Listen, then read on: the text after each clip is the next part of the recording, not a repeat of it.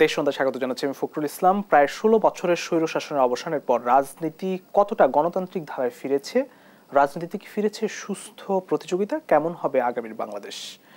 খালেদা জিয়ার দেশে ফেরা ও রাজনীতি এই শিরোনামে আজ আমরা কথা বলবো। আমাদের সঙ্গে স্টুডিওতে অতিথি আছেন, আমি একটু শুরুতে পরিচয় করাতে চাই। আমার সঙ্গে আছেন Mujibur Rahman Manju, chairman AB party, এবং আপনাকে স্বাগত জানাচ্ছি। আমার সঙ্গে যুক্ত হবেন আব্দুস সালাম, বিএনপি চেয়ারপারসন উপদেষ্টা, তিনি পথে আছেন, কিছুক্ষণের মধ্যে যুক্ত হবেন।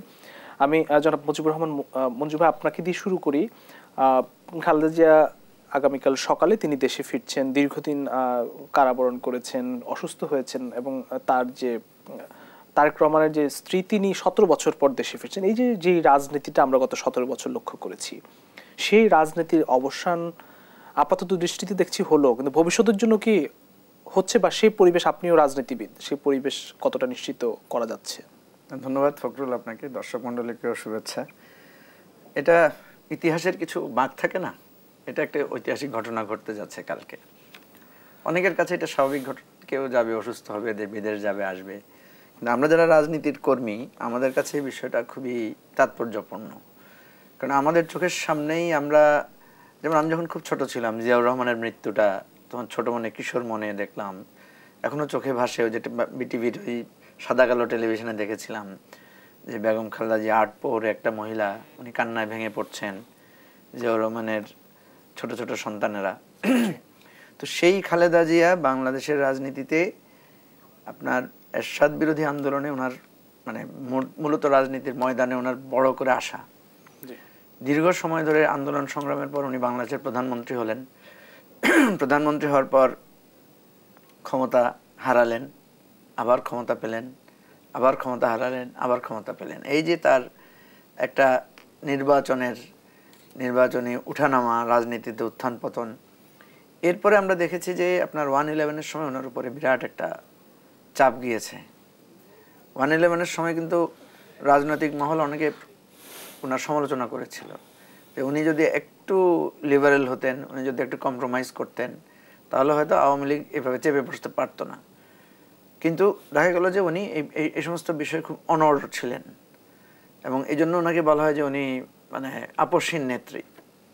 তো সে খালেদা জিয়া 1/11-এর সময় জেলে গেলেন। তখন অনেকে মনে করেছিল যে এই জেলটা তার শেষ হবে, কিন্তু এরপরে দেখা গেল যখন আপনার আওয়ামী লীগ সরকার আসলো 2008-এর পর থেকে, এই 8-এর পর থেকে এই যে দীর্ঘ সময়, তারপরে তার চরিত্র হনন করা, তাকে মামলা দেয়া, তাকে গ্রেফতার করা, তাকে রায় দিয়ে তাকে জেলে ঢুকানো, তার বাড়ি থেকে তাকে উচ্ছেদ করা, এই একের পর একটা জায়গায় গিয়েছে। এবং সবচাইতে সর্বশেষ যেটা হয়েছে, উনি এত বেশি অসুস্থ ছিলেন লম্বা সময় ধরে, আমরা অনেকে বা দেশের মানুষ অনেকেই মনে করেছিল খালেদা জিয়া আর রাজনীতিতে ফিরতে পারবেন না। ইনফ্যাক্ট খালেদা জিয়া এখনও কিন্তু রাজনীতিতে ওইভাবে নাই। উনি যদিও দলের চেয়ারম্যান, দলের ভারপ্রাপ্ত চেয়ারম্যানকে, তার ছেলেকে উনি দায়িত্ব দিয়ে উনি অনেকটা রাজনীতি থেকে নিজেকে আড়াল করে নিয়েছেন বা একটু দূরে করে নিয়েছেন। কিন্তু এখনও বিএনপি বলতে যেটা সিম্বল, এখনও সেটা খালেদা জিয়াই চেয়ারম্যান দলের, ওনার সিম্বলটাই এখন এক্সিস্ট করছে। এখন কথা হচ্ছে যে উনি অসুস্থ অবস্থায় বেশ কয়েকবার কথা উঠেছিল যে ওনাকে বিদেশ পাঠানো যায় কিনা। অতীতে অনেকের এরকম হয়েছে, জেল থেকে বের করে বিদেশে পাঠানো হয়েছে, কিন্তু ওনাকে দেখা গেলো যে সরকার বিদেশ যাওয়ার অনুমতি দেয় নাই। এবং ওনার যে ট্রিটমেন্ট, অ্যাকচুয়ালি ফাইনালি ডাক্তাররা বলেছে বাংলাদেশে যা যা করা সম্ভব সব কিছু করা হয়েছে। এখন ওনার ট্রিটমেন্টটা শুধুমাত্র পৃথিবীর 2টা বা 3টা সেন্টারে করা সম্ভব। একটা ব্রিটেনে আছে, একটা জার্মানিতে আছে, আরেকটা সম্ভবত আমেরিকায় বা সিঙ্গাপুরে হতে পারে। সেই জায়গায় 6 বার উনি একেবারে মৃত্যুর কাছাকাছি চলে গিয়েছিলেন। এবং কখনো কখনো তো এরকম খবর রটিয়ে গেছে যে খালেদা জিয়া আর নাই। এবং আপনি জানেন যে তৎকালীন স্বৈরাচারী প্রধানমন্ত্রী, ফ্যাসিবাদের মানে সিম্বল শেখ হাসিনা খুব তুচ্ছতাচ্ছিল্য করেছেন, উনি আর বাঁচবেন কয়দিন। নানাভাবে ওনাকে হেয় প্রতিপন্ন করা হয়েছে। এর মধ্যে ট্র্যাজেডি হয়েছে, ওনার সন্তান মারা গেছেন। কোকো, যিনি আপনার আরাফাত রহমান কোকো, ওনার সন্তান, তার মৃত্যু হয়েছে। এবং সেই মৃত্যুতে বড় ছেলেকে উনি পাশে পান নাই। ইভেন তার ছেলের পরিবারের কেউই তার পাশে ছিল না, কারণ তাদের এই দেশে আসাটাও এক ধরনের ঝুঁকিপূর্ণ ছিল। তো সেই অবস্থায় উনি এখনও এই অসুস্থতা সত্ত্বেও উনি শেষে এই সরকারের পতনের পর তার মুক্তি হয়েছে। উনি বাইরে গিয়েছেন, ছেলে ফ্যামিলির সাথে সবার সাথে ছিলেন, সুস্থতার পরে উনি আবার দেশে ফিরছেন। তো সুতরাং এটা কিন্তু একটা নাটকীয়তার শেষ দৃশ্য, বা আমি বলতে পারি নাটকীয়তার একটা অন্তিম মুহূর্তে আমরা দেখলাম। যে আমরা দেখি না অনেক সময় যে ঘুটঘুটে অন্ধকার, একটু আলোর কোনো সন্ধান পাওয়া যায় কিনা, বা অনবরত বৃষ্টি হচ্ছে, বৃষ্টিটা একটু থামবে কিনা, বা মেঘটা একদম অন্ধকারে ছেয়ে আছে, একটু সূর্য উঠবে কিনা, আর কি কখনো সূর্য উঠবে, এরকম একটা মানে মানুষের মধ্যে একটা চিন্তা থাকে। ঠিক এটাই যে খালেদা জিয়া কি আর বেঁচে থাকবেন, খালেদা জিয়া কি আর জেল থেকে বেরোতে পারবেন, খালেদা জিয়া কি আবার কখনো মানুষের সামনে এসে তার মুক্ত জীবন উপভোগ করতে পারবেন, সেই জায়গাটা আজকে আমরা দেখলাম যে উনি সেটা পারছেন। এটাই তার রাজনৈতিক জীবনের একটা প্রাপ্তি এবং বিজয় বলতে পারি আমরা। কারণ আমাদের দেশে যেটা হয়েছে যে যারা ক্ষমতায় যান তারা ক্ষমতা শেষ করে হয় জেলে যান, না তাদেরকে অপঘাতে মৃত্যু হয়। আমাদের বেশ কয়েকজন রাষ্ট্রপ্রধান বা সরকার প্রধানকে কিন্তু অপঘাতে মৃত্যু হতে হয়েছে, শেষের জনকে তো এখন পালিয়ে যেতে হয়েছে। সেই জায়গা থেকে খালেদা জিয়ার এটা একটা, আমি মনে করি যে তার জীবনের উত্থান পতন, নানা জেল জুলুম, কষ্ট, অপবাদ সব কিছু মারিয়ে উনি যে আবার ফিরে আসছেন। এবং দেখেন উনি যখন লন্ডন গেলেন তখন অনেকে এটা বলেছে যে এটা -2, খালেদা জিয়া আর ফিরবেন না, যে ওনাকে কৌশলে এই সরকার দেশ থেকে বের করে দিয়েছে। এটাকে গুঞ্জন ছড়ানো হয়েছে। এটার জন্য অনেকে ডক্টর ইউনূসকেও ইঙ্গিত করে কথা বলেছেন যে এটা ডক্টর ইউনূস কৌশলে ওনাকে পার করে দিয়েছেন। এখন দেখেন আমরা দেখলাম কি কাতার সরকারের যে রাজকীয় আপনার এয়ার অ্যাম্বুলেন্স, এটা কিন্তু ডক্টর ইউনূসের অনুরোধে কিন্তু কাতার সরকার এটা বরাদ্দ দিয়েছে, এবং এইটার স্পেশাল একটা মানে সাপোর্ট বেগম খালেদা জিয়া এটা উপভোগ করেছেন বা উনি এটা অ্যাভেল করেছেন। তো আমরা দেখলাম যে সরকারের জায়গা থেকে, আমাদের এই অন্তর্বর্তীকালীন সরকারের জায়গা থেকেও তারা খালেদা জিয়ার প্রতি একটা বিশেষ মর্যাদা বা সম্মান দেখানোর চেষ্টা করেছেন। এবং আমরা এও দেখেছি যে সশস্ত্র বাহিনী দিবসের দিন আমরা দেখলাম খালেদা জিয়া কিন্তু কষ্ট করে সেখানে গিয়েছিলেন এবং প্রধান উপদেষ্টার সাথে সেখানে সাক্ষাৎ হয়েছে, কথা হয়েছে। তো এই জায়গা থেকে আমরা বলবো যে মানুষের দোষ ত্রুটি থাকে, ভুল ত্রুটি থাকে, রাজনীতিতে অনেক উত্থান পতন থাকে, কিন্তু পতনের পর বা বিপদের পর আবার যে উঠে দাঁড়ানো, আবার যে ধৈর্য ধরলে, এটা নিয়মতান্ত্রিকতার মধ্যে থাকলে, আর অন্যায়ের পর অন্যায় হলে একটা না একটা সময় মানুষ যে অন্যায় থেকে ফিরে এসে আবার ন্যায়ের পক্ষে দাঁড়াতে পারে, বা বিপদের পরে যে একটা শান্তি আসে, স্বস্তি আসে, সুখ আসে, এটা খালেদা জিয়া এটা একটা উদাহরণ হিসেবে হয়ে থাকবেন। জি, ধন্যবাদ। আমি প্রশ্নটা ছিল যে এরকম যে এই যে আপনারাও রাজনীতি করেছেন, অনেক নির্মম নির্যাতনের শিকার হয়েছেন, জেল জুলুমের শিকার হয়েছেন। তারেক রহমান বিএনপির ভারপ্রাপ্ত চেয়ারম্যান, তার স্ত্রী, তার পরিবার, তাদেরকে 17 বছর দেশে ঢুকতে দেওয়া হয়নি, পাসপোর্ট দেওয়া হয়নি, তার স্ত্রী 17 বছর পর দেশের মাটিতে আসছেন। এই যে রাজনীতি, প্রতিহিংসার রাজনীতি, মানে চরম, আপনারা ভালো বলতে পারবেন, সেটার কি অবসান আমরা ভবিষ্যতে দেখবো কিনা? হ্যাঁ, এটা খুবই গুরুত্বপূর্ণ প্রশ্ন। এই প্রতিহিংসার রাজনীতির তো আসলে সমাধান হওয়া দরকার, কিন্তু আপনি যে প্রশ্নটা করলেন যে এটার অবসান হবে কিনা, এটা এই মুহূর্তে বলা একটু কঠিন। কারণ আমরা প্রতিবারই কিন্তু এক একটা গণ অভ্যুত্থান হয়েছে, প্রতিবারই একটা পরিবর্তন হয়েছে, আমরা চেয়েছিলাম যে প্রতিহিংসার অবসান হোক, কিন্তু সে প্রতিহিংসার অবসান হয় নাই। আপনার মনে থাকার কথা, বা আপনি ইতিহাস পড়লে জানবেন যে আমাদের মুক্তিযুদ্ধের পরে আপনি দেখবেন যে যারা যারা মুক্তিযুদ্ধে বিরোধিতা করেছিল তাদের বিরুদ্ধে কিন্তু, যাদের বিরুদ্ধে স্পেসিফিক অভিযোগ ছিল তাদেরকে একটা শাস্তির আওতায় আনা হয়েছে, আর একটা বড় অংশকে ক্ষমা করে দেওয়া হয়েছে, সাধারণ ক্ষমা ঘোষণা করা হয়েছে। কিন্তু এরপরও দেখবেন আপনি প্রতিহিংসার রাজনীতিটা বন্ধ হয় নাই। এরপরে যখন জাসদ এই সরকারের অন্যায়, মানে আওয়ামী লীগ সরকারের, তৎকালীন আওয়ামী লীগ সরকারের অন্যায় অত্যাচারের বিরুদ্ধে যখন জাসদ নামে দল গঠিত হলো, এই প্রতিহিংসার রাজনীতিটা স্বাধীন বাংলাদেশে নতুন করে শুরু হলো। এর আগে অনেকে বলেন যে আগে প্রতিহিংসার মাত্রাটা এত খারাপ ছিল না, জেলে গিয়েছে নেতারা, আমাদের রাজনৈতিক নেতারা, যেমন আমার মনে আছে আমি আপনার 1998 সালে আমি জেলে গিয়েছিলাম, একদম প্রথম জীবনে জেলে গিয়েছিলাম। তখন কিন্তু আমাদেরকে ডিটেনশন দেওয়া হয়েছিল, এবং একজন রাজনৈতিক কর্মী হিসেবে আমরা কিন্তু জেলখানায় একটা বিশেষ সম্মান পেতাম। হসপিটালে গেলে ডাক্তাররা আমাদের একটু সম্মানের চোখে দেখতো, আমি আপনার এই কথা ফিরবে একটু বিরতি থেকে ফিরে এসে আমার আরেকজন অতিথিও আসছেন। প্রিয় দর্শক, দেশ সন্ধ্যা নিচ্ছে একটি ছোট্ট বিরতি, ফিরছি একটু পর, সঙ্গেই থাকবেন। দেশ সন্ধ্যা আরো একবার স্বাগত জানাচ্ছি। আমাদের সঙ্গে যুক্ত হয়েছেন জনাব আব্দুস সালাম, বিএনপি চেয়ারপারসনের উপদেষ্টা, আপনাকে স্বাগত জানাচ্ছি। আমি ধন্যবাদ। জনাব মুজিবুর রহমান মঞ্জু, আপনার কথা শুনছিলাম যে আসলে এই যে প্রতিহিংসার রাজনীতি, এটির কি অবসান হলো কিনা? দেখেন, আপনি যেটা বলছিলেন যে এই যে জেলখানায় যখন আমরা ওই সময়ে 90-এর দশক বা তারপরে আমরা দেখেছি যে এখানে রাজনৈতিক নেতাদের সাথে সুন্দর ব্যবহার করার একটা প্রবণতা তখনও ছিল, কিন্তু এরপরে দেখেন একটার পর একটা রাজনৈতিক নেতাদেরকে রিমান্ডে নেওয়া, তাদেরকে নানা ধরনের অত্যাচার করা। এবং আপনার মনে থাকার কথা 1/11-এর সময় যখন দুই নেত্রী বন্দী ছিলেন, তখন কিন্তু তাদের মধ্যে একটা সৌহার্দ্যপূর্ণ একটা যোগাযোগ তৈরি হয়েছিল। এরপরে দেখা গেল যে বেগম জিয়াকে উচ্ছেদ করার সময় ওনার সম্পর্কে যে ধরনের অশুভ আচরণ ব্যবহার করা হয়েছে, এই যে পালাক্রমে এরপরে রাজনৈতিক নেতাদের চরিত্র হনন করা, তাদের প্রতি প্রতিহিংসা চরিতার্থ করা, তাদের দখল করা, তাদের জমি থেকে উচ্ছেদ করা, বাড়ি থেকে উচ্ছেদ করা। এবং সবচেয়ে বড় কথা, আপনার তো মনে থাকার কথা যে পুলিশ ওই যে বিএনপির নেতা জয়নুল আবদিন ফারুককে কিভাবে রাস্তায় সংসদ ভবনের সামনে কিভাবে মেরেছে। তো এগুলো কিন্তু প্রতিহিংসাকে উস্কে দিয়েছে। এগুলো মানুষের মধ্যে হয় কি, মানুষ এগুলো ভুলতে পারে না। তো এই জিনিসগুলো আমাদের এই প্রতিহিংসা প্রবণতাকে কন্টিনিউ করেছে। এটার অবসান করার জন্য আমি মনে করি একটা সুযোগ এসেছে আমাদেরকে একটা বিচার প্রক্রিয়ার মধ্য দিয়ে একটা রিকনসিলিয়েশনের মধ্যে যেতে হবে। এবং আজকে যে আমরা যে মানে জুলাই সনদ তৈরির কথা যেটা বলছি, সেখানে কিন্তু এই কথা আসতে হবে যে আমরা আর প্রতিহিংসামূলক রাজনীতি।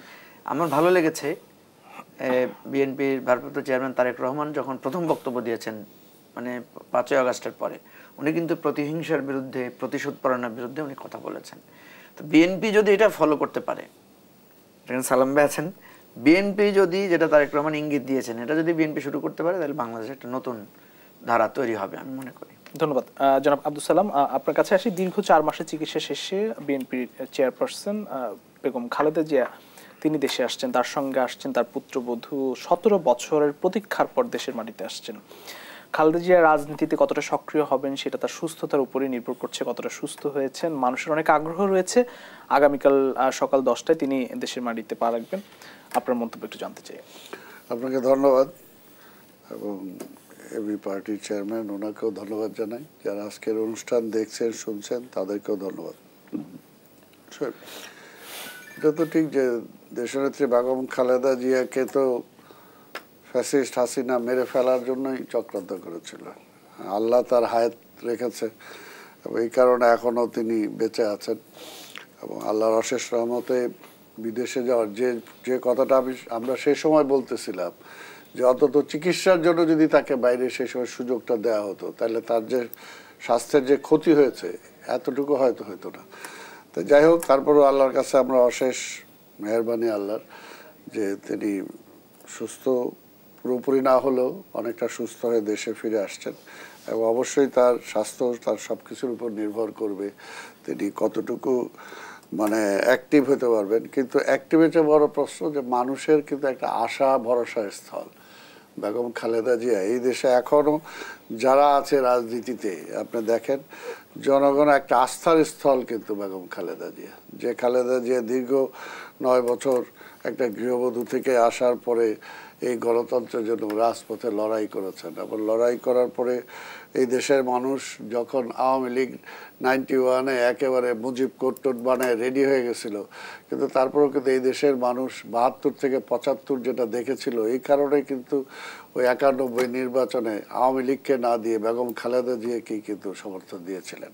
এবং এখনও যেটা মানুষ যে রাইট করেছিল, এবার কিন্তু আবার শেখ হাসিনা বিদায়ের পর আবার প্রমাণিত হলো যে আসলে আওয়ামী লীগ এই দেশের জন্য রাজনীতি করে না। এবং এই দেশটাকে তারা যে কয়বার সুযোগ পেয়েছে ততবারই তারা ধ্বংস করেছে। এবং আধিপত্যবাদীর পক্ষে তারা যে রাজনীতি করে এটা প্রমাণিত।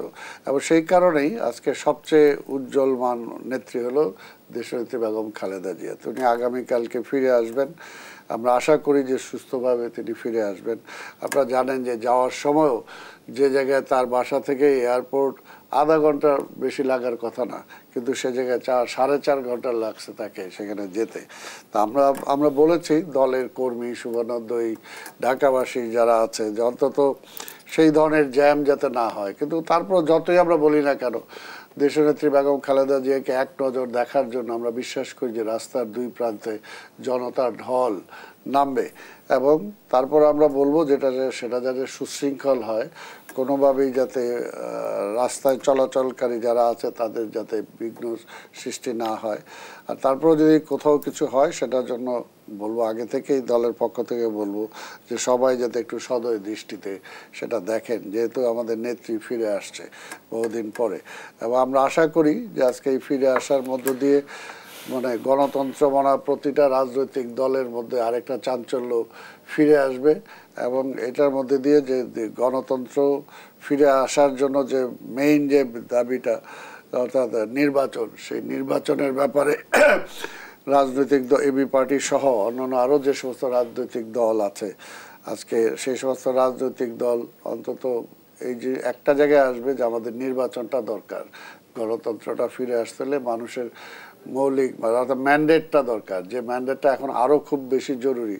যখন আমরা দেখতে পাচ্ছি যে আজকে রোহিঙ্গার ওইখানে করিডোর নিয়ে যে চিন্তাটা এই সরকার দিচ্ছে, যেটা কোনোভাবেই এই সরকারের কোনো অধিকারই নাই এই ধরনের কোনো সিদ্ধান্ত নেওয়ার। এমনকি আমি বলবো একটা রাজনৈতিক কর্মী হিসাবে, একটা মুক্তিযোদ্ধা হিসাবে, একটা নির্বাচিত সরকারও পারে না এই ধরনের কোনো সিদ্ধান্ত নিতে। অর্থাৎ এই ব্যাপারে জনগণের একটা রেফারেন্ডাম হোক বা একটা মৌলিক যে কোনো একটা ম্যান্ডেট অবশ্যই দেশবাসীর নিতে হবে। আচ্ছা, এছাড়া এটা যে কোনো সরকারও এই ধরনের কোনো ডিসিশন নেওয়ার কোনো রাইট নাই। কাজে এই সরকারকে বলবো যদি এই ধরনের কোনো সিদ্ধান্ত নিতে চায় সেখান থেকে তারা যেন ফিরে আসে। আর যদি এই ধরনের কোনো সিদ্ধান্ত তারা নিতে চায় তাহলে আমি বলবো যে সকল রাজনৈতিক দল এমনকি জনগণ মিলে ঐক্যবদ্ধভাবে এটাকে আমাদের প্রতিহত করতে হবে, এটা ছাড়া কোনো বিকল্প নাই। এখন দেশটাকে আরেকটা ক্রাইসিসের মধ্যে যাতে এই সরকার ঠেলে না দেয়, এই সরকারকে বলবো যে এখনো সময় আছে, দেশটাকে আরও ক্রাইসিসের মধ্যে ঠেলে না দিয়ে একটা নির্বাচিত সরকার যত দ্রুত আসতে পারবে, মিনিমাম যতটুকু জায়গায় বিভিন্ন রাজনৈতিক দলগুলোর একটা ঐক্যমত হয়েছে সেই ঐক্যমতটা এগ্রি করে, যেটা এর আগে ডক্টর ইনু সাহেব বলছিলেন, নিজেই বলছেন যে যেগুলো রাজনৈতিক দল ঐক্যমত হবে সেটার ভিত্তিতে আমরা নির্বাচন করব, পরবর্তী পর্যায়ে সেগুলো আবার যেগুলো বাকি থাকবে সেগুলো তারা জনগণের কাছে যাবে। তা আমরা তো একই কথা বলতে চাই যে আজকে যতটুকু ঐক্যমত হয়েছে যে সমস্ত দাবিতে, সেটাকে আজকে সংস্কার করে যাতে তারা ইমিডিয়েটলি নির্বাচনের প্রসেসে তারা যায়। তাহলে এই যে বিভিন্ন যে আজকে পরাজিত ফ্যাসিবাদও ষড়যন্ত্র করতেছে, আন্তর্জাতিকভাবেও বিভিন্ন ষড়যন্ত্র হচ্ছে, শেখ হাসিনা যে নিজের ক্ষমতাকে দীর্ঘায়িত করার জন্য বিশ্ব রাজনীতিতে মোড়ল যারা আছে তাদের দিকে ঠেলে দিয়ে দেশটাকে একটা ক্রাইসিসের মধ্যে ঠেলে দিয়েছিলেন। আমরা চাই না যে আজকে বর্তমানে অন্তর্বর্তীকালীনও সরকারও এই ধরনের কোনো একটা অবস্থার মধ্যে বাংলাদেশটাকে ঠেলে দেখ, আমরা কোনোভাবে এটা চাই না। জি, ধন্যবাদ। জনাব মুজিবুর রহমান মঞ্জু, আপনার কাছে একটু যেতে চাই যে সংস্কার তো নিশ্চয়ই হবে, সংস্কার ঐকমত্য কমিশনের সঙ্গে আপনাদের দফায় দফায় বৈঠক হচ্ছে এবং সংস্কারের প্রক্রিয়ার দিকে অনেক দূর এগুচ্ছে, কিন্তু বিএনপির ভারপ্রাপ্ত চেয়ারম্যান বললেন যে নির্বাচনের দাবি করাটাই এখন যেন অপরাধ। আসলে কি পরিস্থিতি তাই কিনা? আমাদের যেদিন প্রতিষ্ঠাবার্ষিকীর অনুষ্ঠান সেই বক্তৃতায় উনি এই কথাটা বলেছেন এবং এটা আমি খুব খেয়াল করেছি, এটা একটা নতুন কথা উনি বলেছেন। এটা উনি কেন বললেন? আসলে কেউ তো বলে নাই যে নির্বাচন দাবি করাটা অপরাধ, কিন্তু উনি বলছেন যে কেউ কেউ এমন ভাষায় কথা বলছে মনে হচ্ছে যেন আমরা নির্বাচন দাবি করতে পারবো না। উনি বলছেন আমরা রাজনৈতিক দল, আমরা তো নির্বাচন চাইবই। ইভেন আমি দেখলাম যে মির্জা ফখরুল ইসলাম আলমগীর সাহেবও এটা স্পষ্ট করে বলেছেন যে দেখেন আমরা পলিটিক্যাল পার্টি, আমরা ক্ষমতায় যেতে চাই, আমরা রাষ্ট্রের খেদমত যেটা আমাদের অঙ্গীকার, আমরা যে 31 দফা দিয়েছি, আমরা তো এটা ক্ষমতায় না গেলে এটা বাস্তবায়ন করতে পারবো না। সো আমরা তো চাইবই যে নির্বাচন হোক, নির্বাচন হয়ে আমরা ক্ষমতায় যাব। এই পয়েন্ট অফ ভিউ থেকে আমি মনে করি যে বিএনপির ভারপ্রাপ্ত চেয়ারম্যান এবং মহাসচিবের যে পজিশন এটা কারেক্ট। এখন অসুবিধাটা কোথায় দেখি আমি, বা আমরা দেখি কোথায় সমস্যাটা হচ্ছে যে বিএনপি এত বেশি ইলেকশনে ফোকাস করছে যে মানুষের কাছে একটা ভুল বার্তা যাচ্ছে, যে মানুষ মনে করছে যে বিএনপি খালি নির্বাচনই চাচ্ছে আর সংস্কার এগুলো কিছুই চাচ্ছে না। অথচ দেখেন বিএনপি সংস্কার কমিশনে গিয়েছে, বিএনপি তো সংস্কার চায়, 500টার অধিক প্রস্তাবের সাথে তারা একমত হয়েছে এবং তাদের নিজেরই একটা অঙ্গীকার। তো বিএনপি তো এখান থেকে সরতে পারবে না। বিএনপি লিখিতভাবে যেই সংস্কারগুলোর সাথে একমত হয়েছে, বিএনপি কি এখান থেকে সরতে পারবে? আর বিএনপি নিজেই যদি 31 দফা দিয়েছেন, এখান থেকে তো বিএনপি সরার উপায় নাই। এই জায়গাটা আমি যেটা দেখি যে বিএনপির এই জায়গাটা ইকুয়ালি ফোকাস করা দরকার, এবং বিএনপি যে নির্বাচনের রোড ম্যাপ চায়, আমাদের দাবি হচ্ছে শুধু নির্বাচনের রোড ম্যাপ কেন চাইবো আমরা একই সাথে 3টা রোড ম্যাপ চাইবো, এবং 3টার সাথে একটা কোনো ক্ল্যাশ করছে না। আমরা বিচারেরও রোড ম্যাপ চাইবো। বিচারের রোড ম্যাপ বললে আপনি হয়তো বলবেন যে বিচারের আবার রোড ম্যাপ কি? বিচারের রোড ম্যাপ হচ্ছে বিচারের ব্যাপারটা আমাদের একটা ধারণা দিবেন ওনারা, যে আমরা এত তদন্ত করে এত দিনের মধ্যে চার্জশিট দেওয়ার প্ল্যান করেছি, আমরা এটা বিচারটা এত নাগাদ শুরু করতে চাই, বাকিটা তো আমাদের বিচারিক প্রক্রিয়া চলবে। সংস্কারের ব্যাপারটাও একটা রোড ম্যাপ ওনারা দিবেন, যে আমরা যেমন এই যে আমাদের যে আপনার কমিটি যেটা করা হয়েছে সকল দলের সাথে মিলে জাতীয় ঐকমত্য কমিশন, এদের কিন্তু একটা টাইম ফ্রেম আছে। তো এই টাইম ফ্রেমের পরে ওনারা তো একটা টাইম ফ্রেম বলতে পারেন, সংস্কারের টাইম ফ্রেম না, ওনাদের ওই কমিশনের একটা টাইম ফ্রেম আছে যে ওনারা এতদিনের মধ্যে একটা জাতীয় ঐকমত্য মানে প্রস্তাবনা তৈরি করবেন, এবং যেটা প্রফেসর ইউনূস বলেছেন যে কম সংস্কার হলে ডিসেম্বর, বেশি সংস্কার হলে জুন। তো এখন ওনারা তো সিদ্ধান্তটা পৌঁছাতে হবে যে ওনারা কম সংস্কার করবেন না বেশি সংস্কার করবেন। সেই টাইম ফ্রেমটা কি? মানে না, টাইম ফ্রেম তো উনিই বলে দিয়েছেন। উনি যদি কম সংস্কারে যান, যে আপনারা অনেক সংস্কারের কথা বলেছেন, আমরা এখন কম সংস্কারের পথে যাচ্ছি, তাহলে সেটা ডিসেম্বর থাকবে। আর যদি উনি বলেন যে আমি আর একটু ডিটেইলে যেতে চাই, তাহলে উনি বলেছেন টাইম ফ্রেমটা টিল জুন। ব্যক্তিগতভাবে আমরা যে জায়গাটায় মানে আমাদের এবি পার্টির পক্ষ থেকে আমরা যে পজিশনটা নিয়েছি, আমরা কিন্তু সব দলকে এটা বোঝানোর চেষ্টা করছি। বিএনপিকে বোঝাচ্ছি যে আপনারা জনপ্রিয় দল, আপনারা বড় দল, আপনাদের যথেষ্ট জনসমর্থন আছে, কিন্তু রাষ্ট্রটাকে আমরা একটু সংস্কার করতে চাই, আপনারা আমাদেরকে সেই সুযোগটা বা আপনারা এটার সাথে একমত হন। একইভাবে আমরা যারা এই বিপ্লবের মূল নেতৃত্ব দিয়েছে যে ছাত্ররা, তাদেরকে আমরা বোঝানোর চেষ্টা করছি, বা যারা নির্বাচনটাকে মানে গুরুত্ব কম দিচ্ছেন তাদেরকে আমরা বোঝানোর চেষ্টা করছি না, নির্বাচন খুবই গুরুত্বপূর্ণ। এবং দেখেন যারা বলছেন যে ডক্টর ইউনূসকে লম্বা সময়ের জন্য চাই, এরা কিন্তু ডক্টর ইউনূসের শরীর না, কারণ এরাই কিন্তু কালকে যখন ডক্টর ইউনূস কোনো কারণে ফেল করবেন, আপনি দেখেছেন নারী সংস্কার কমিশন নিয়ে একটু উল্টোপাল্টা কিছু কথা গিয়েছে বলে সাথে সাথে একটা অংশ, বিরাট একটা জনগোষ্ঠী ডক্টর ইউনূসের ব্যাপারে নেগেটিভ পজিশন নিয়েছেন। সুতরাং ডক্টর ইউনূসের লম্বা সময় থাকাটা ওনার জন্যই ক্ষতিকর হবে। আমরা সরকারকে এটা বোঝাতে চাচ্ছি, আপনি অল্প সময়ের মধ্যেই একটা কনক্রিট জায়গায় পৌঁছে আপনি যদি বিদায় নেন, তাহলে আপনার ইমেজটা খুব ভালো থাকবে, এবং আপনার ইমেজটা যদি ভালো থাকে, ইউনূস সরকার যদি একটা বেটার গভর্নেন্স অ্যান্ড গাইডলাইন দিয়ে যায়, তাহলে পরবর্তী সরকারের উপরে এটা কিন্তু একটা চাপ তৈরি করবে। এই জায়গা থেকে আমরা একটা মধ্যপন্থা নিয়েছি, সব দলগুলোকে আমরা বোঝানোর চেষ্টা করছি। বিএনপি বলছে নির্বাচন দাবি করছে, কিন্তু আমার মনে হয় না যে যদি আমরা একটা দৃশ্যমান যৌক্তিক একটা টাইম ফ্রেম দিলে বিএনপি এখানে বড় ধরনের কোনো বাধা সৃষ্টি করবে, যেমন বড় ধরনের আন্দোলন করবে বা আরও বেশি চাইবে, আমার কাছে মনে হয় না। আমাদের দাবি দেওয়া তো আমরা বলবোই। জি, ধন্যবাদ। আমরা এই আলোচনা ফিরবো একটি বিরতি থেকে ফিরে এসে। প্রিয় দর্শক, দেশ সন্ধ্যা নিচ্ছে একটি ছোট্ট বিরতি, ফিরছি একটু পর, সঙ্গেই থাকবেন। দেশ সন্ধ্যা আরও একবার স্বাগত জানাচ্ছি। আমি জনাব আব্দুল সালাম আপনার কাছে আসছি। আজও কসবা সীমান্তে এক বাংলাদেশিকে গুলি করে হত্যা করেছে বিএসএফ। সীমান্ত হত্যা আসলে কবে বন্ধ হবে? আমরা দীর্ঘদিন ধরে এই সীমান্ত হত্যার কথা শুনেছি, এবং ফেলানি গত স্বৈরশাসনের আমলে বহু মানুষকে হত্যা করেছে, এখনো কিন্তু সেটি অব্যাহত আছে। এটা যেন সমানে সমান লাগে। পাকিস্তান সীমান্তে তো এরকম হত্যা হয় না, কারণটা তারা জানে যে এখানে হত্যা করলে আবার পাল্টা হত্যা হবে, এটা যেন সমানে সমান হইতে হয়, তাই না? তো এই কথাটা তো আমরা বারবার বলে আসছি যে নতজানু পররাষ্ট্রনীতির কারণে এটা আগে হয়েছে। এখনও এই সরকার কোনো গুছিয়ে কিছু করতে পারতেছে না, যেটা মূল কথাটা যেটা আমরা বলতেছি যে 3 মাস 6 মাস এই সরকার বেশি থাকলো কি থাকলো না তাতে কিন্তু কিছু আসা যায় না। কিন্তু আমরা মনে করতেছি যে এটাতে আরও সমস্যাটা বেড়ে না যায়, এই সরকার ব্যর্থ না হয়ে যায়। আমরা যেটা কোনোভাবেই চাই না যে এই সরকারটা ব্যর্থ হোক। এই সরকারের সার্থকতাটা আমরা দেখতে চাই যে একটা নির্বাচিত সরকারের কাছে সে ক্ষমতাটা হস্তান্তর করতে পারা।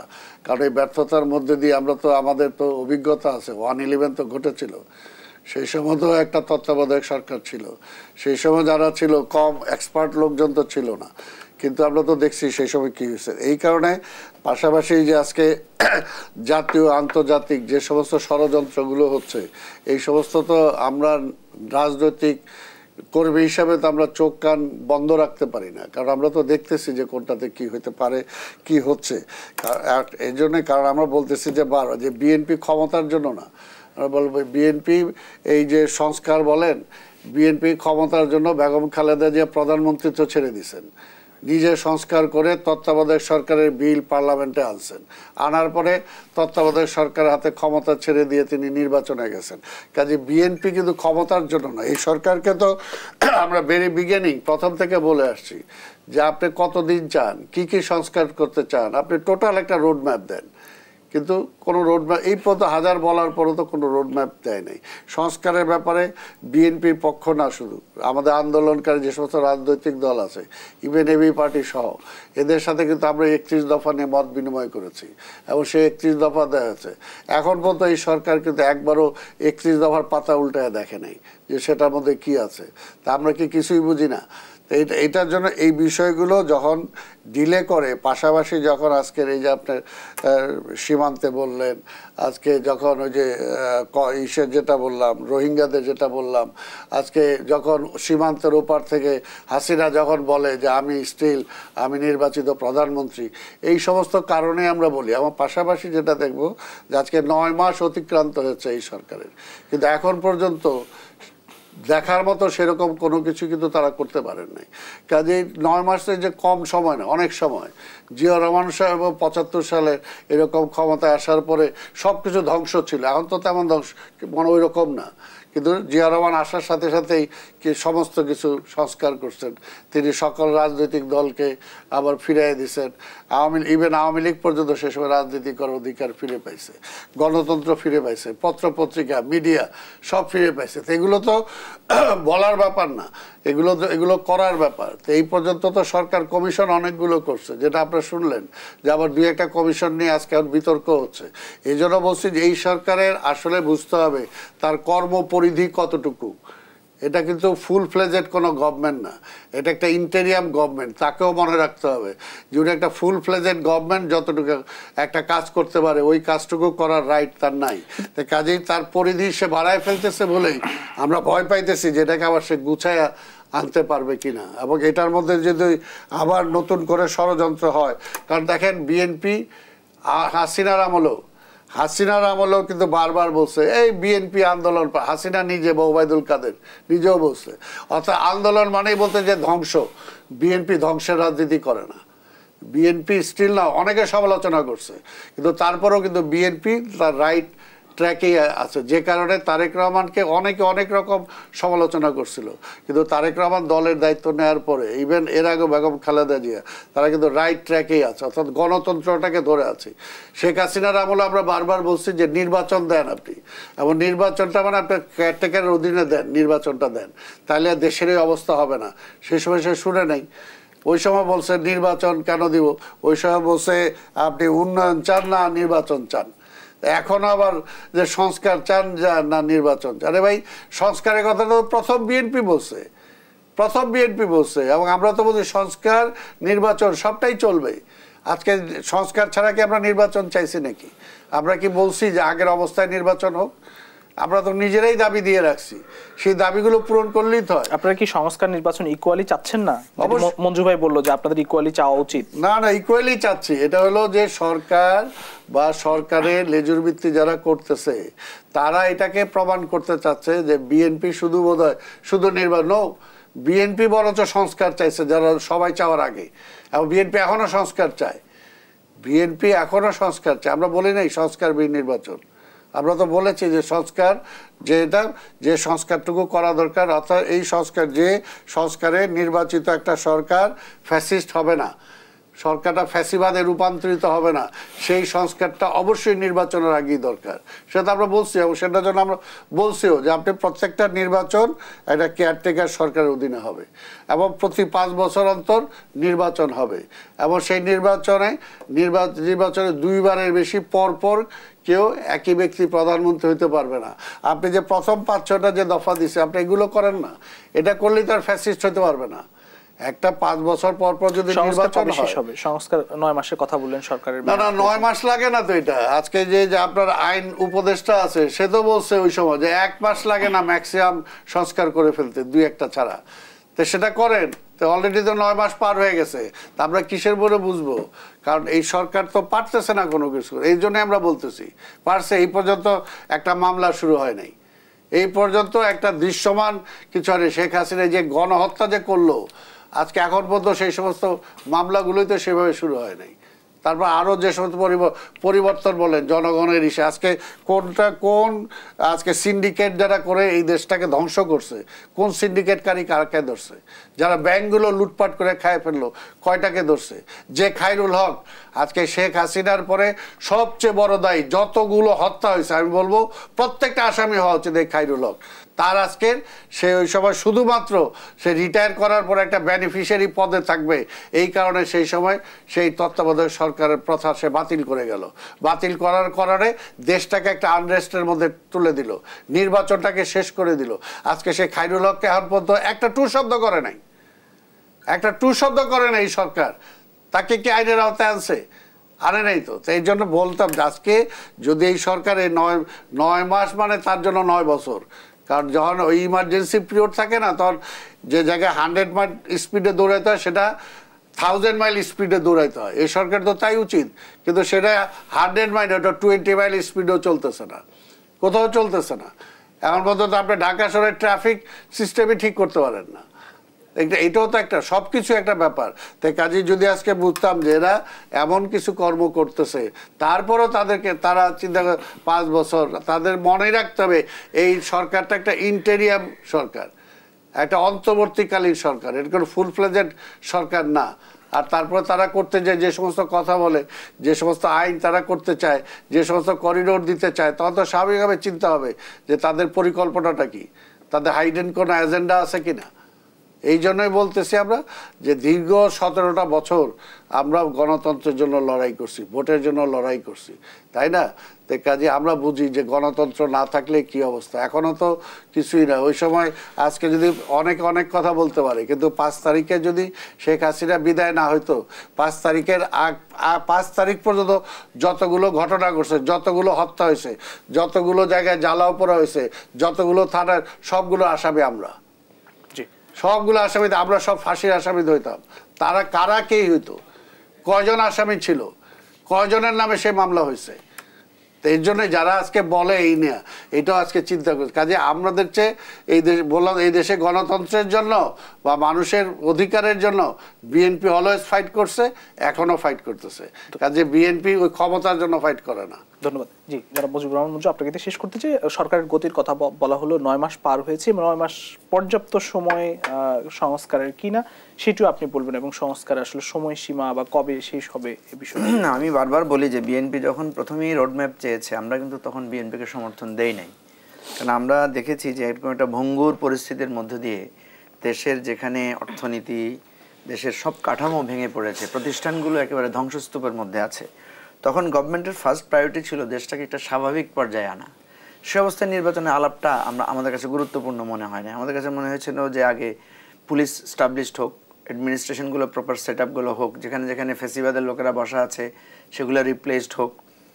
তো এই জায়গাটায় যখন এটা সময় পার হওয়ার পরে, ধরেন এটা কিন্তু একটা সময় লাগবে না, 3 মাস হয়ে গেল, 6 মাস হয়ে গেল, এরপরে তো একটা স্টেবল জায়গায় পৌঁছার কথা। এবং স্টেবল জায়গায় পৌঁছার পরে আপনাকে তো পরবর্তী কাজগুলো আপনাকে আসতে হবেই। যখন পার হয়েছে তখন কিন্তু আমরা এখন বিএনপির সাথে আমরা একমত হয়েছি যে না, এখন একটা গভর্নমেন্ট একটা রোডম্যাপ দিতে পারে। সরকার নিজেও কিন্তু বলেছে যে আমরা একটা রূপরেখা দিব। এই জায়গাতে আমি যেটা মনে করি, আমি সবসময় বলি যে ধরেন এই সরকার যদি এই কাজগুলো না করে যায়, আমরা যারা আন্দোলন করেছি, আমরা যারা নতুন রাজনীতির স্বপ্ন দেখছি, আমাদের তো একটা প্রত্যাশা তৈরি হয়েছে। ওই যে আপনি যেটা প্রথমে বললেন যে এই প্রতিহিংসা রাজনীতি কি আবারও চলবে, আবারও কি আগের জায়গায় যাব? আমরা তো আগের জায়গায় যাব না, আগের জায়গায় প্রত্যাশার একটা বিরাট চাপ তো তৈরি হয়েছে। এখন এই ভঙ্গুর অবস্থা কন্টিনিউ করে যদি নির্বাচন হয়, এবং আমি হাইপোথেটিক্যালি ধরে নিলাম সেই নির্বাচনে যদি বিএনপি ক্ষমতায় আসে, তাইলে এই সব দায়িত্ব, সব চাপগুলো তো বিএনপির উপরেই আসবে। আমরা তখন চাইবো কার কাছে? এখন যেভাবে আমরা এই সরকারের কাছে চাচ্ছি, সংস্কারের কথা চাচ্ছি, বিচারের কথা চাচ্ছি, কোনো জায়গায় ব্যত্যয় ঘটলে, কোথাও চাঁদাবাজি হলে, কোথাও কালকে হাসনাত আব্দুল্লাহকে যে আহত করা হয়েছে, কিন্তু বিচার প্রক্রিয়া তো পুরোপুরি শেষ করে যাওয়া সরকারের পক্ষে সম্ভব না। সম্ভব না, কিন্তু এই জায়গায় তো সরকার বলতে পারবে আমরা এতটুকু করেছি। জি, একটা হিসাব দিতে হবে না আপনাকে? একটা হিসাব দিতে হবে যে আপনি এই 9 মাসে আমার প্রথম 4 মাস গেছে এই কাজে, এই সরকার কিছু করে নাই, একেবারে গেছে, বিষয়টা তেমন না। আপনি দেখেন একটা বিরাট উন্নতি তো হয়েছে অর্থনীতির জায়গায়। আমরা দেখেছি রিজার্ভ বেড়েছে, আমরা দেখেছি মূল্যস্ফীতি কমেছে, আমরা দেখেছি আইন শৃঙ্খলা পরিস্থিতি আস্তে আস্তে আস্তে আস্তে কিছুটা উন্নতির দিকে যাচ্ছে, শিক্ষা প্রতিষ্ঠানগুলোতে আস্তে আস্তে একটা শান্তি ফিরে আসছে। একেবারে বিষয়টা নাই তা তো না। এখনই সরকারের কি রোডম্যাপ দেওয়ার বা নির্বাচনের রোডম্যাপ দেওয়ার সময় এসেছে? এখন আমরা যেটা মনে করছি, এখন সরকারের সময় এসেছে। সরকার বলুক না যে 9 মাসে আমি এতটুকু করেছি, আগামী 9 মাসে বা আগামী 7 মাসে আমি এতটুকু করব। এখন কথা আমি সবসময় এটা বোঝানোর, সরকারকে এটা বোঝানোর চেষ্টা করি। প্রধান উপদেষ্টার সাথে যতবার দেখা হচ্ছে আমি বলেছি যে আপনি যদি ভালো কাজ করেন, আপনি যদি 2 মাস বেশি সময় বেশিও নেন, তো জনগণ আপনার পাশে থাকবে। রাজনৈতিক দলগুলো তো চাইবে তারা নির্বাচন, আমরা তো নির্বাচন চাই। একটা সময়সীমা বেঁধে দিয়েছে, জুনের মধ্যে নির্বাচন করবে। জুনের মধ্যে নির্বাচন করবে, ঠিক আছে, কিন্তু যদি তার কাজের অগ্রসরতা না হয়, তাইলে সরকার যখন নির্বাচনে যাবে তখন জনমত তো বলবে যে জুন পর্যন্ত কেন? আপনি কথা বুঝেন নাই? আপনি যদি বলেন যে হ্যাঁ আমি এখানে সব লাইট টাইট লাগাবো, আমি এখানে এসি লাগাবো, আমি এখানে শুট করবো, আমাকে জুন পর্যন্ত সময় দেন, তাইলে এবি পার্টি কবের মধ্যে চায় আসলে? আমরা জুন বা সরকার যে ডিসেম্বর থেকে জুনের কথা বলেছে, আমাদের এটা নিয়ে আপত্তি নাই, বাট আমাদের আপত্তিটা হচ্ছে আপনি কি করবেন সেটার সাথে। আমার কথা হচ্ছে যে জুন পর্যন্ত কেন লাগবে? আপনি একটা জবাব দিতে হবে না যে আমার জুন পর্যন্ত এই জন্য লাগবে। আপনার একটা জবাব দিতে হবে না আমার এপ্রিল পর্যন্ত এই জন্য লাগবে। ধরেন আপনি আমাকে বললেন আমি আপনাকে 1 কাপ চা খাওয়াবো, কতক্ষণ লাগবে এটা একটা বলবেন? 3 মাস বা 5 মাস লাগবে। আপনি যদি বলেন যে 1 ঘন্টা অপেক্ষা করেন আপনার জন্য চা আনবো, আমি তো চা খাবো না। আমরা একদম শেষ করতে হবে। জি, জনাব আব্দুল সালাম, আপনি যদি কিছু বলতে চান। যেটা বললো, দেখেন এই দেশটা বিএনপি ক্ষমতায় নাই, কিন্তু বিএনপি কিন্তু তাও দায় নিয়ে আছে। অর্থাৎ এই যে আজকে উনি যেটা বললো যে দেশটা অনেক স্বাভাবিক হয়েছে না, এই স্বাভাবিক হওয়ার পেছনে বিএনপি ক্রেডিট। কারণ বিএনপি যে দায়িত্বশীলতার পরিচয় দিছে এবং সরকারকে সহযোগিতা করছে। প্রত্যেকটা যে পুলিশ আমাকে গুলি করে মারছে, যখন পুলিশ থানা ছেড়ে গেছে, তারেক রহমানের নির্দেশে আমাদের নেতা কর্মীরা সব থানায় যায়, পুলিশে যায় পাহারা দিছে, পূজার মণ্ডপে যায় পাহারা দিছে। এখনো যতটুকু বারবার তারেক রহমান ধমকাই দিছে দেশের পরিস্থিতি যেন ভালো থাকে। কাজে এটা তো এই সরকারের চেয়ে বিএনপির ক্রেডিট বেশি। এর জন্যই তো আমরা দিতে চাই, আমরা তো অবশ্যই দিতে চাই। এর জন্য আমি তো বললাম যে 3 মাস 6 মাস বড় না, কিন্তু তারা তো একটা রোড ম্যাপই দিল না। এখন আপনি দেখেন যেভাবে ব্লাডশেড হওয়ার কথা ছিল সেটা হয় নাই। এটা all credit goes to Tarique Rahman. জি, আমাদের শেষ করতে হবে। অসংখ্য ধন্যবাদ জনাব আব্দুল সালাম এবং মুজিবুর রহমান মঞ্জু, দুজনকে আবার ধন্যবাদ জানাচ্ছি। প্রিয় দর্শক, দেশ সন্ধ্যা যেখানে শেষ করছি, আবার দেখা হবে আগামীকাল একই সময় অন্য কোনো অতিথিদের নিয়ে। সে পর্যন্ত সবাই ভালো থাকবেন, সুস্থ থাকবেন। শুভ সন্ধ্যা।